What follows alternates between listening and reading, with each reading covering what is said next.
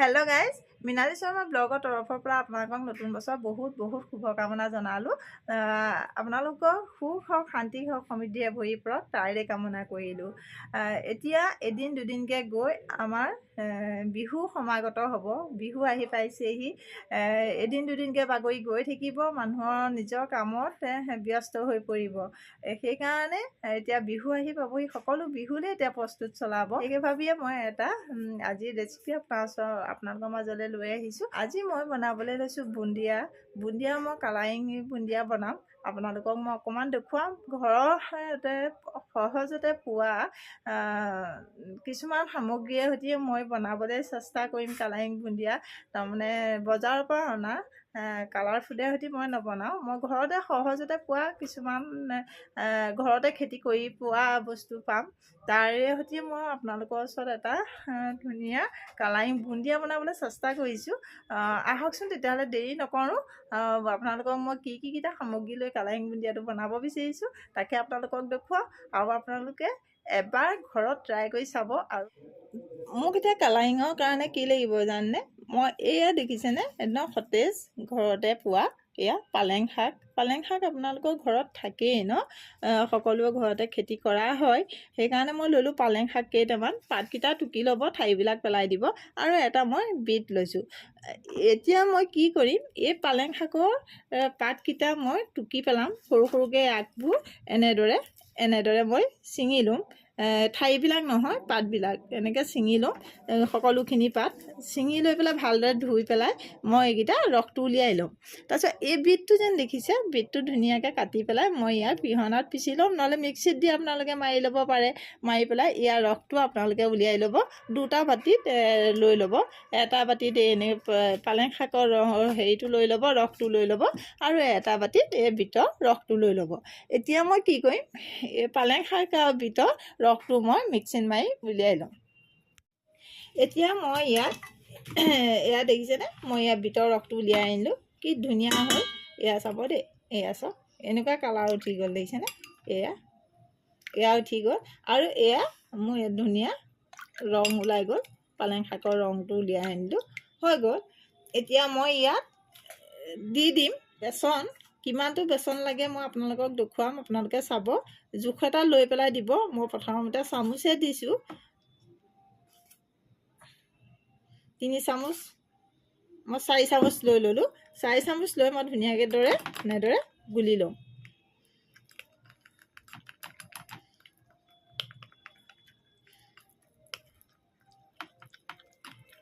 কালাৰটো কি ধুনীয়া উঠিছে, দেখিছেনে আপোনালোকে? এয়া আমিনো বজাৰৰ কেলৈ ফুড কালাৰ কিনি আনি, এই ৰংবিলাক কিনি আনি আমাৰ শৰীৰটোত কেলৈ অনিষ্ট কৰোঁ, নহয় জানো? এইবিলাকৰ পৰা বহুতো কিবাকিবি হ'ব পাৰে, দেহৰ আমাৰ ক্ষতিহে হয়, কোনো হেৰি নাই। আপোনালোকে যেতিয়া প্ৰকৃতিৰ পৰা আমি কিছুমান বস্তু সহজতে পাওঁ, সেইটোৰ পৰা যদি বনাওঁ আমাৰ কোনো লোকচানো নাই, আৰু মানে আমাৰ অপকাৰো নাই, নহয়নে? এয়া চব ধুনীয়া হৈ গ'ল, দেখিছেনে? অকণমান ডাঠ হৈছে। এচিকমান মই পানী দি দিম ইয়াত, অকণমান দিল নে? দেখা নাই নি? এতিয়া মই চাওকচোন, আপোনালোকে মই কিমানটো ডাঠত ৰাখিছোঁ, দেখিছেনে? ইমানটো আপোনালোকে ডাঠত ৰাখিব। এয়া চাওক, মই ওচৰলৈ আনি অকণমান দেখুৱাই দিছোঁ। ইমানটো ডাঠত ৰাখিব, যাতে বৰ বেছি পানী নকৰিব। বেছি পানী কৰিলেও বেয়া হ'ব, সেইকাৰণে অকণমান ডাঠকৈ ৰাখিব। এয়া হৈ গ'ল। তাৰপিছত এইটো বাতি এফালে থৈ পেলাই মই ইয়াত এতিয়া আকৌ বেচন 4 চামুচ দিম। চাবচোন এয়াও কেনেকুৱা হ'ব।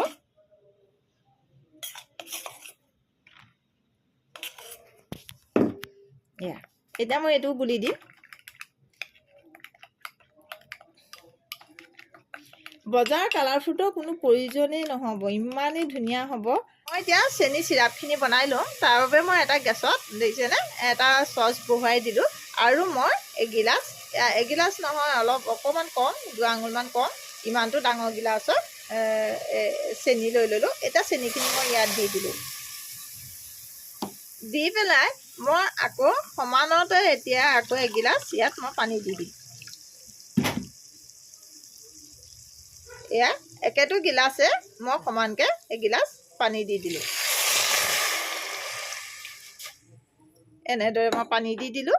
পানী দি পেলাই এতিয়া মই এইখিনি ভালদৰে উতল আহিবলৈ দিম। এতিয়া মই চেনি চিৰাপখিনি এয়া হৈ গ'ল দেখিছেনে। মই চিৰাপটো প্ৰথমতে প্ৰস্তুত কৰি ল'লোঁ। এতিয়া মই প্ৰথমতে এতিয়া এইটো আপোনালোকে এনেদৰে চাই ল'ব। এনেকৈ অকণমান আঁচ অহা নিচিনা দেখিছেনে কেনেকৈ অকণমানকৈ আঁচ আহে। এইটো ছিষ্টেমত যেতিয়া অকণমান আঁচ আহিব এইটো এনেকৈ, তেতিয়া আপোনালোকে থৈ দিব। এইটো পিছল হ'লেই থ'ব, বৰ বেছি আঠা আঠি হোৱালে নথ'ব। যদি বেছি আঠা আঠি হোৱালে থৈ দিয়ে তেতিয়াহ'লে এইটো আকৌ পিছত মানে গোট মাৰি যাব, মানে চেনীৰ নিচিনা হৈ যাবগৈ। সেইকাৰণে আপোনালোকে অকণমান পিছল হৈ পেলাই আঠা অকণমান আঁচ নিচিনা অহালে আপোনালোকে তেতিয়া চেনী চিৰাপটো ৰাখি থৈ দিব। এতিয়া মই এয়া হৈ গ'ল, মই গেছটো অফ কৰি দিম। এতিয়া মই গেছটো দি ল'লোঁ। তাতে মই চিমত দি ল'ব, গেছটো চিমত দি লৈ পেলাই তেলটো তাত দি দিম। মই ভাজিব জোখাই ৰিফাইন তেল লৈ লৈছোঁ। ভাজিব জোখাই ভালকৈ ৰিফাইন তেল লৈ ল'ব। মই সিমানটো লৈ লৈছোঁ ৰিফাইন তেল।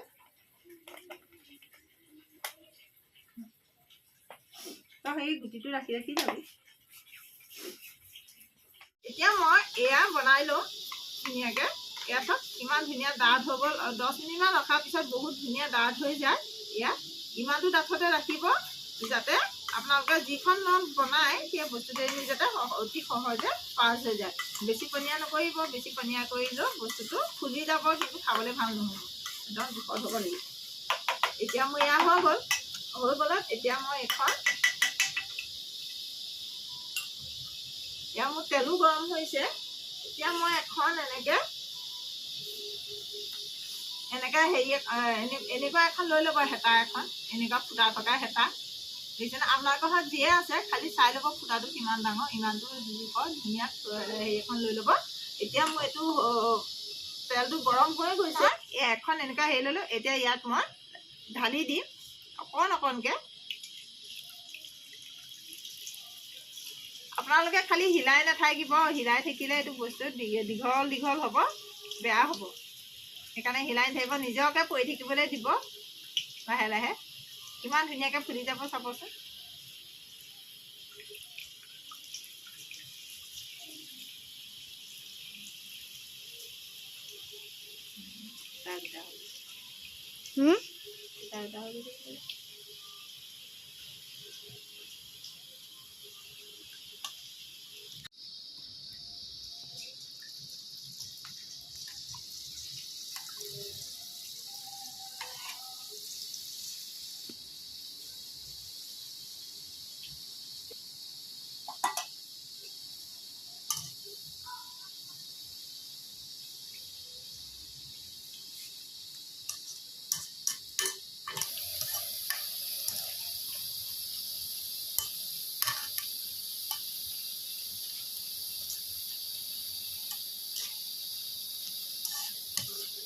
দিলোঁ।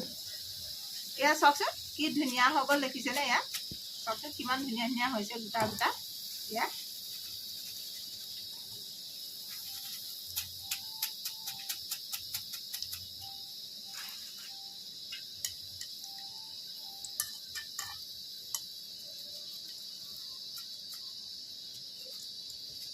এনেকৈ চিৰাপ পানীত ভিজাই দিব। এয়া সেউজীয়া হ'ব। এতিয়া মই কেনেকুৱা হৈছে মই আপোনালোকক দেখুৱাম, আপোনালোকে চাব।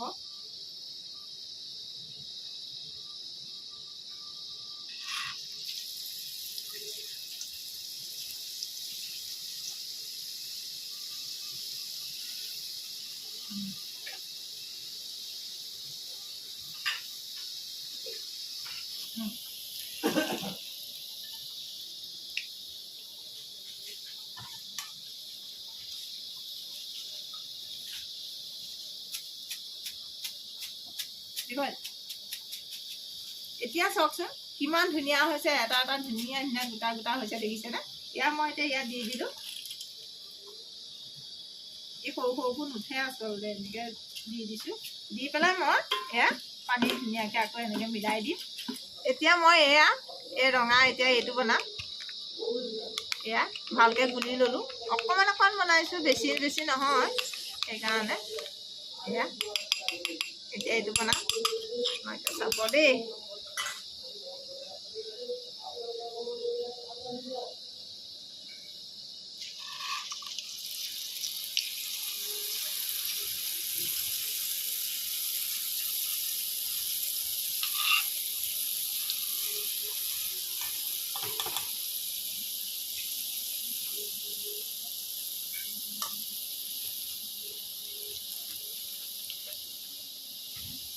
বেছি হৈ আছে নেকি? দপকে দি থৈছে চাওকচোন কিমান ধুনীয়া হৈছে, দেখিছেনে?